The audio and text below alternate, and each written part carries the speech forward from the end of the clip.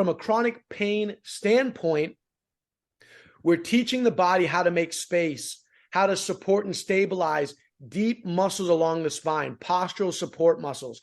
You're making space for the nerves. You're allowing the diaphragm to fully open up. Your diaphragm, which is the muscle of respiration, if you want to get into that, and it encompasses the entire rib cage. When we learn how to open up the whole rib cage, that diaphragm is allowed to fully open up. You could even say we're getting it into an eccentric contraction, if you will, and maintaining that when you exhale, because we're not letting the rib cage come down. We've got a lot of muscles in isometric contractions that are around the rib cage, posterior serratus, anterior serratus, muscles that play into, again, stabilizing a rib cage, making space along the spine so that everything is supported and the nerve pathways off the spine are not under compression. That's the biggest thing I say for everybody is oftentimes what feels like I've blown something is compression on the body, compression on the nerves. And let's be real, in jiu-jitsu, we're getting on top of somebody, we're tensioning down, we're locking it, we're going into compression. And if we're not undoing that, we're living there. We're taking the breakdowns of sitting and we're putting a lot of muscular contraction to that. And then we're leaving the mats and we're going about our day and like, why do I feel like shit? Yeah. Why do I wake up? I watch the memes. Why do I feel like I've aged? What? Oh, I'm going to jiu-jitsu today alone because none of my friends will go, but my hip pain, my back pain, my shoulder, they're all coming with me. Like, well, undo it.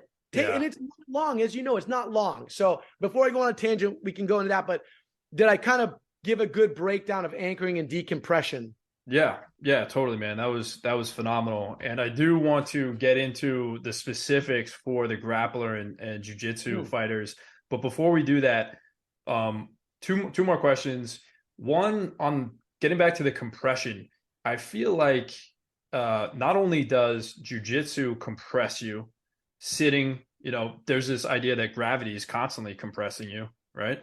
But also like traditional strength training is just constant compression. You're constantly getting tight, squatting, deadlifting, benching. You're taught to just compress constantly, get as tight as possible. So if you are not doing any type of like expansion, you are just compressing on compression, right? Yes.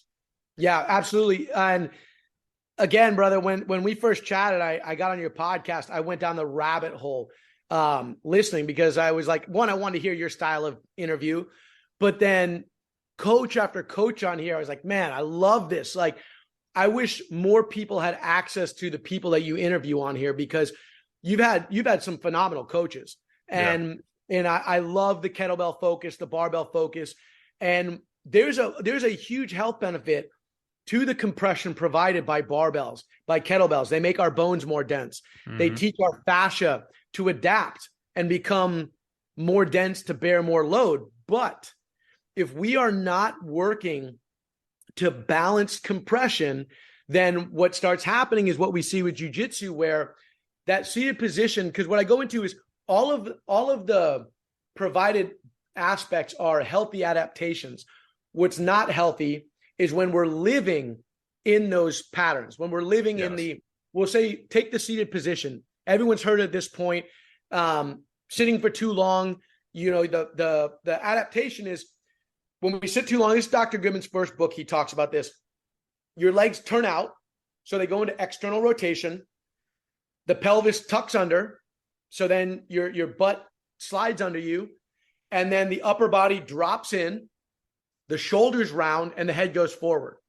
Some might say that's you see it in a lot of grapplers, right? Like the duck-footed position, the rounded shoulders, the head's traveling forward. So what you've got there is a frame. Think of it like your car.